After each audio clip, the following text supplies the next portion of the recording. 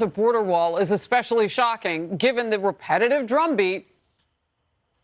We have a process in place to manage migrants at the border. The border is secure, but we also have a broken immigration system. The fact of the matter is the border is closed. It is my testimony that the border is secure. The United States will continue to enforce our laws and secure our border. The president has done more to secure the border and to deal with this issue of immigration than anybody else. I want to be very clear. Our borders are not open. Republican Congresswoman Cammack of Florida, a member of the House Homeland Security and Agricultural Committees. Look, when you listen to us rolling back the tape, those were lies. And there's no other way to put it, because you couldn't just flip a switch and get what we have like 5 minutes ago.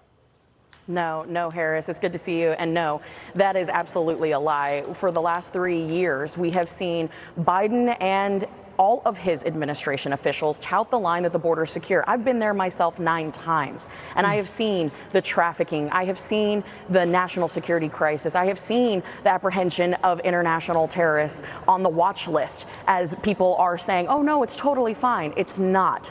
This has turned every single town in America into a border town, and it is directly Joe Biden's fault from his lack of action. And then to lie on top of it, well, that's just unacceptable. Well, and your governor, DeSantis, in Florida, really got their attention when he sent, like 50 illegal immigrants who'd come across the border up to Martha's Vineyard, the precious country of elites, of those liberals who just loved to party there. It got their attention, but it didn't change their policy. It didn't change until those cities were crippled by what the border deals with every day. You're so right about that. All right, let's get to this. I can't wait to hear what you have to say about New York City Mayor Eric Adams. He started his day in Mexico City, the first leg of a 4-day stop in Central and South America. And the goal, he says, is convincing people not to come to New York City. Now, Chicago Mayor Brandon Johnson is planning a trip of his own. Oh, my goodness, they're all going to go to the border? Can't they take the president with them? The influx of illegal immigrants is causing chaos in his city as well. Watch. Assess the full situation, and that also requires our team to be at the border. I've heard that the goal is to convince migrants not to come to Chicago during winter time. Is that true? No. Thousands of illegal immigrants have been sleeping in Chicago police stations and at airports as they wait to be placed inside shelters. The number of people bussed in from the southern border is expected to double. And by the way, that is courtesy of the federal government. We'll get into that in a moment. Residents furious that precious resources now are not going to them, and they are angry over their tax dollars being spent this way.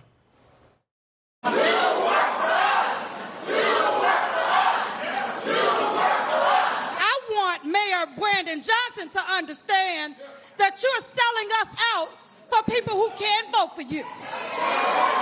Yeah, we come in a community of black people where we already get the low scraps. And then you want to take the little scraps, the resources that we have, and put us at the bottom of the barrel? That's not fair, and I won't have it. Ooh, Congresswoman, there's a lot to react to. Yes, Harris. I kind of feel like John McClane in the greatest Christmas movie of all time, Die Hard. Welcome to the party, pal. We have been saying for years that the border is insecure, that the Biden border crisis has turned every town in America into a border community. And guess what? It has. And now this administration and blue states and blue cities all across America are going to pay the price. And so now we get 20 miles of border. By the way, they have to violate 26 federal laws to do that, but the law has never really mattered to them. And I think part of the thing that needs to happen for all these blue cities and all these blue states, and certainly the White House, they got to admit they were wrong. The first step to fixing a problem is admitting you were wrong. And we know that Trump derangement syndrome is exceptionally alive and well at the White House right now. So they need to first admit that Trump was right. They were wrong, that the border wall is effective. It is a force multiplier, that technology is helping in pushing back against the illegals coming across the border. And guess what? Putting America first works. That is why people are so mad. That's especially important for the people who voted for Biden. It's important for people to know the truth. I don't know how many of them might be watching Fox and can see all of our coverage from stem to stern. But for it to come from the White House would be critical. I won't Yes. hold my breath. I'm guessing you won't either. But when you flip the previous president's policies into effect again and start to build a wall, that's sufficient for a short-term start. A lot of critics are pointing to the free resources provided to certain illegals. Select state and local governments are providing housing and cash assistance, education, healthcare, food, and legal support. And on the federal level, assistance of all sorts is available to select immigrants with qualified status. Here's a scroll of those including Medicaid and Social Security. And while we scroll, Congresswoman, talk to me about fairness. Listen, the United States is the most generous nation on this planet.